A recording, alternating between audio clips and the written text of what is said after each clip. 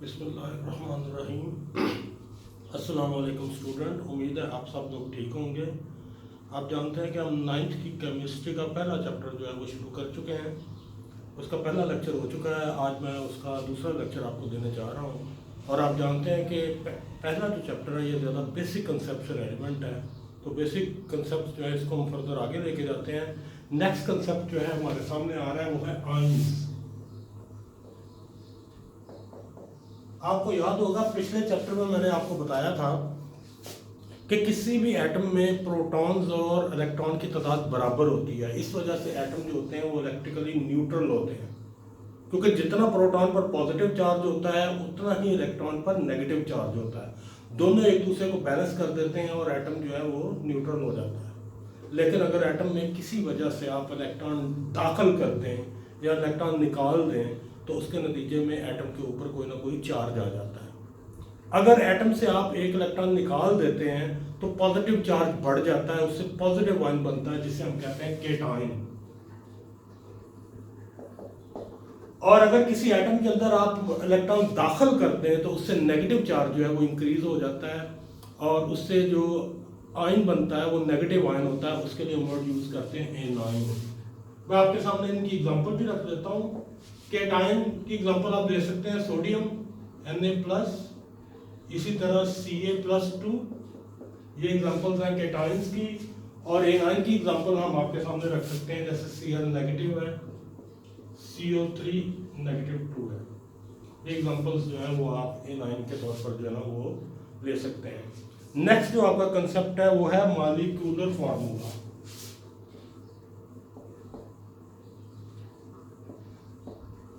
आप जानते हैं कि एलिमेंट्स को हम सिंबल से जाहिर करते हैं। एलिमेंट्स को जब हम इक्वेशन की शक्ल में जहाँ बोर्ड पे लिखते हैं तो उस वक्त हम उनके सिंबल्स यूज करते हैं। इसी तरह जो कंपाउंड्स होते हैं उनके फार्मूले को जाहिर करने के लिए हम मॉलिक्यूलर फार्मूला जो है वो यूज करते हैं।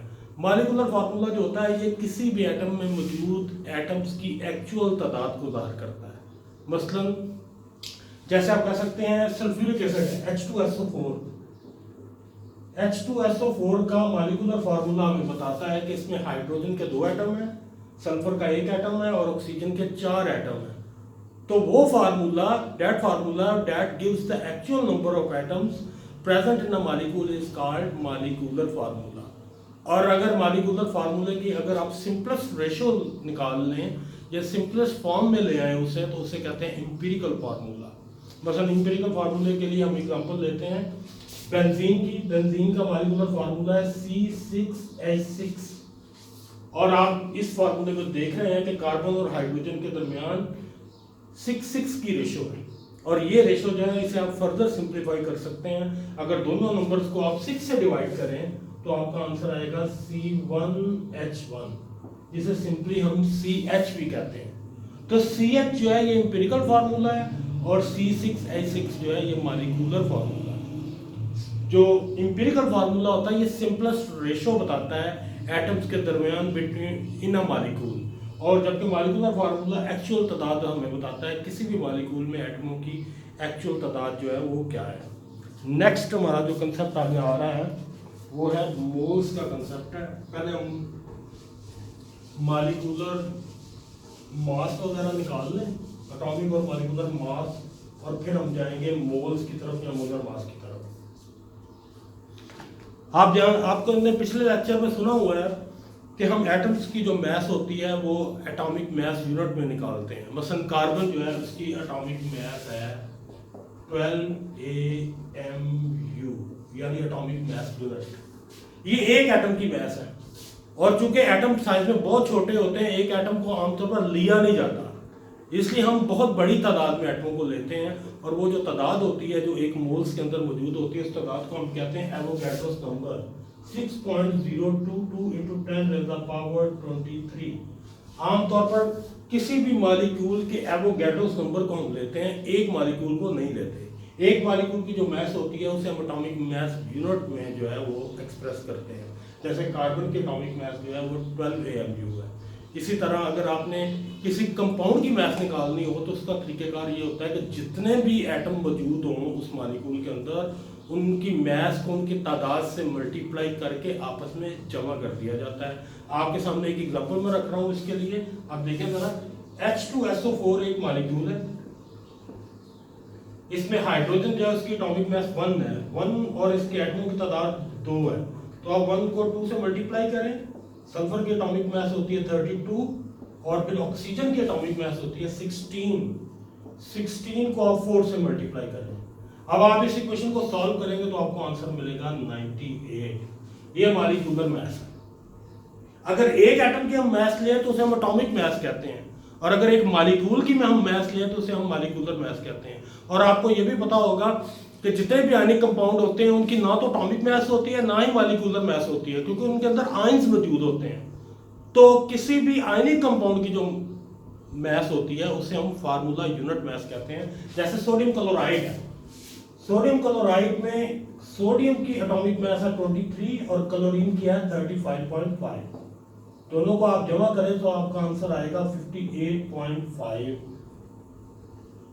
AMU। अब सोडियम क्लोराइड की जो फार्मूला यूनिट मास है वो है 58.5। अगरचे कि ये बिल्कुल मॉलिक्यूलर मास की तरह है, लेकिन आयनिक कंपाउंड की मॉलिक्यूलर मास नहीं होती, इसलिए आयनिक कंपाउंड की जो मॉलिक्यूलर मास होती है उसे हम फार्मूला यूनिट मास कहते हैं। अब आपके सामने 3 मैसेज आ चुकी हैं।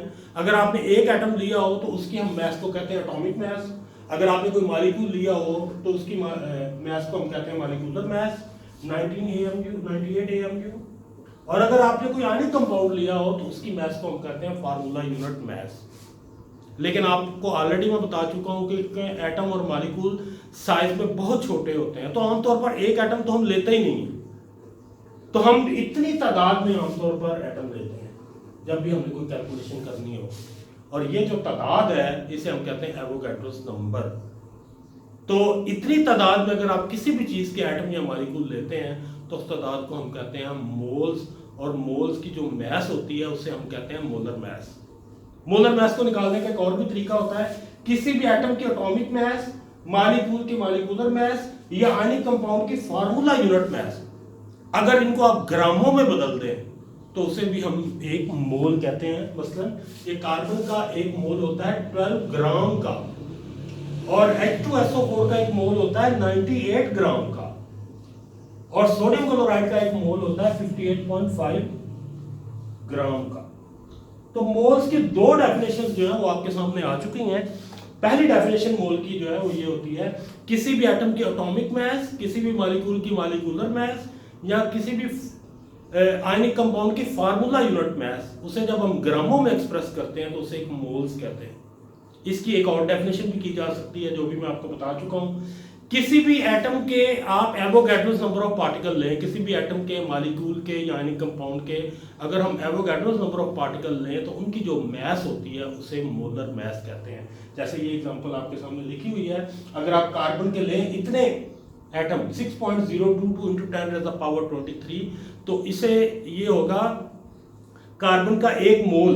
इसी तरह अगर आप H2SO4 के इतने मॉलिक्यूल लें 6.022 × 10⁻23, तो ये H2SO4 का एक मोल बनेगा। इसी तरह सोडियम क्लोराइड का आप 58.5 ग्राम लें या आप लें 6.022 × 10⁻23 फार्मूला यूनिट, तो ये सोडियम क्लोराइड का एक मोल होगा। अब आपके सामने 2 चीजें वाज़ेह हो चुकी हैं। एक चीज तो ये है कि किसी भी एटम की एटॉमिक मास, किसी भी मॉलिक्यूल की मॉलिक्यूलर मास, किसी भी आयनिक कंपाउंड की फार्मूला यूनिट मास, अगर उसे हम ग्राम्स में रिप्रेजेंट करें तो इसे कहते हैं मोल। या दूसरे अल्फाज में आप ये कह सकते हैं कि किसी भी चीज के अगर हम एवोगैड्रोस नंबर ऑफ पार्टिकल ले लें तो उसकी जो मास होती है या उस तादाद को हम मोल कहते हैं। अब इस फार्मूले की मदद से ये जो आपके सामने एक्सप्लेनेशन आई है, हम डिफरेंट न्यूमेरिकल्स भी सॉल्व कर सकते हैं। अगर मैं आपको किसी चीज के पार्टिकल बता दूं तो आप देख सकते हैं कि उस चीज के कितने मोल्स मौजूद है। अगर हम आपको किसी चीज का मोल बता दें तो हम ये फाइंड कर सकते हैं कि ये जो क्वांटिटी आपको दी गई है इसमें कितने पार्टिकल्स मौजूद हैं। ये न्यूमेरिकल्स आपके सामने मैं करने लगा हूं, कुछ एग्जांपल्स।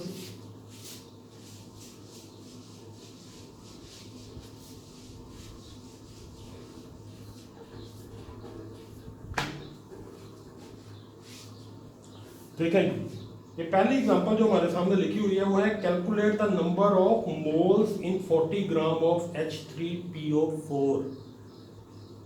तो पहले आप H3PO4 की मोलर मास निकाल लें। H3PO4 40 ग्राम तो आपने लिए हुए हैं इसके पहले जरा मोलर मास निकाल लें आप। हाइड्रोजन की मोलर में ऐसा है 1, इसे आप 3 से मल्टीप्लाई करें, फिर फास्फोरस की है 31 और फिर ऑक्सीजन की है 16 × 4।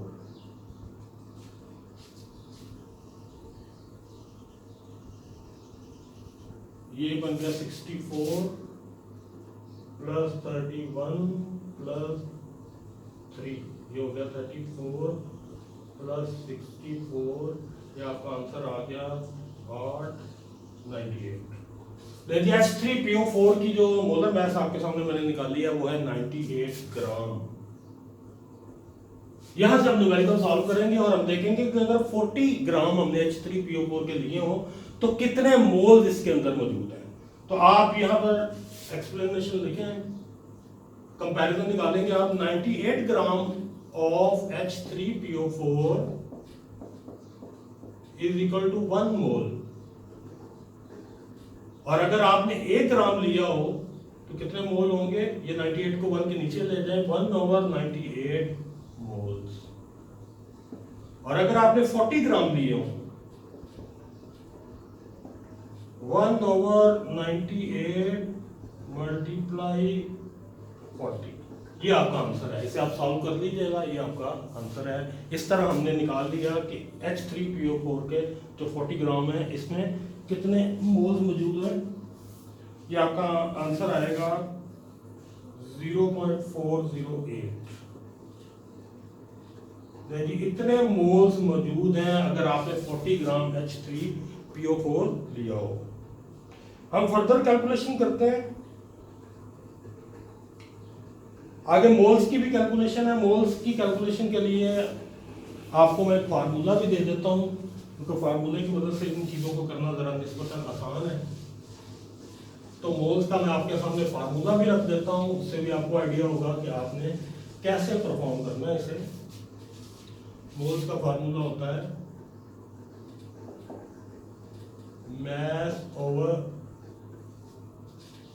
mass over molar mass. इस फार्मूले की मदद से भी आप जो है ये जो न्यूमेरिकल अभी मैंने यहाँ से मिटा दिया उसको आप सॉल्व कर सकते हैं। उसमें 40 ग्राम H3PO4 के लिए होते हैं 40 / 98 और ये आपका आंसर आएगा 0.408। ये आप इस फार्मूले की मदद से भी हम निकाल सकते हैं। नेक्स्ट न्यूमेरिकल देखिए जरा।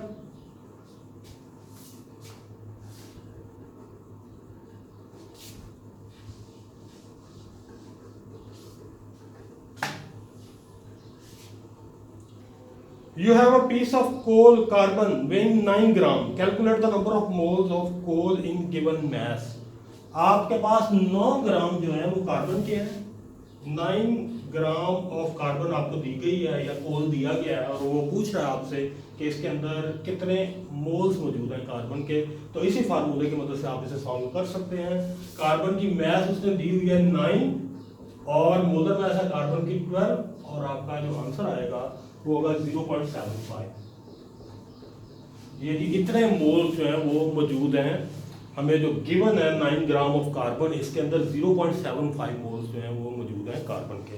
हम नेक्स्ट न्यूमेरिकल पर चलते हैं, क्योंकि अब आप इन न्यूमेरिकल से मोल्स और पार्टिकल के दरमियान रिलेशनशिप भी फाइंड कर सकते हैं। क्योंकि आपने पढ़ा हुआ है किसी भी चीज़ का आप एक मोल लें तो उसमें नंबर ऑफ पार्टिकल्स होते हैं 6.022 × 10⁻23।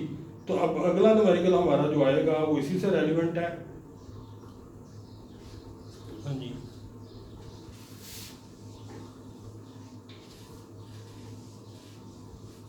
नेक्स्ट न्यूमेरिकल है जी, calculate the number of moles, number of molecules and number of atom present in 6 gram of water.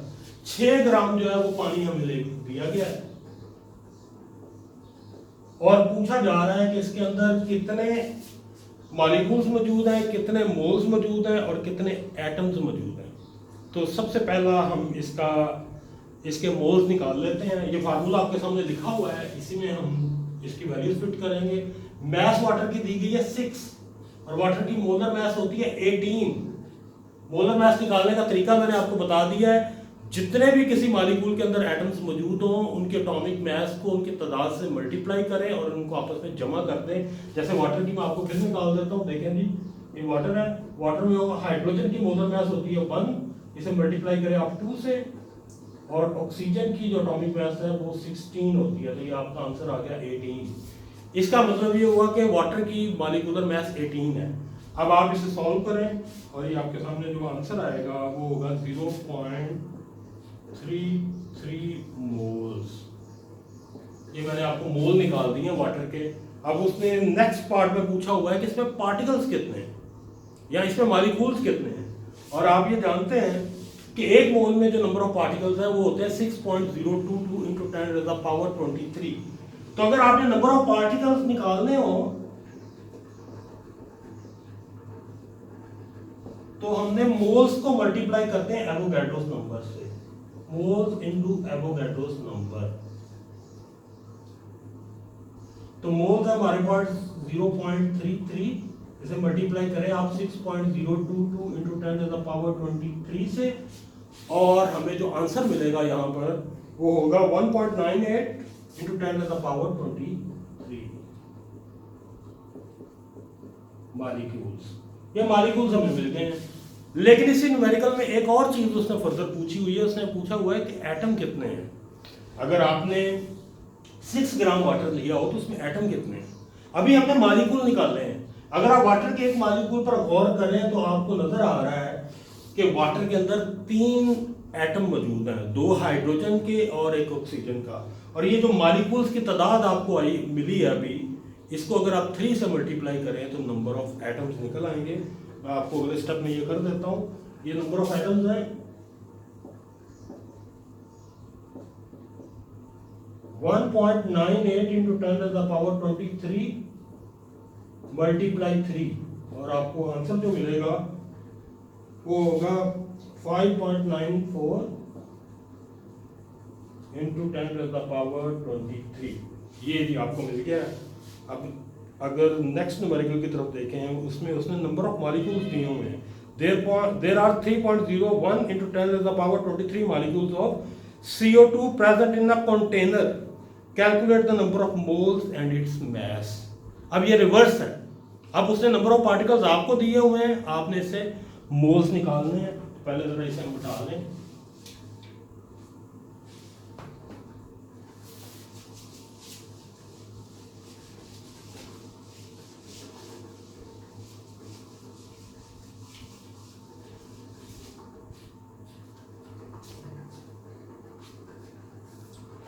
देखें 3.01 into 10⁻23 इतने मॉलिक्यूल्स मौजूद हैं हमारे पास कार्बन डाइऑक्साइड के। उससे पूछा है इसमें कितने मोल्स मौजूद हैं।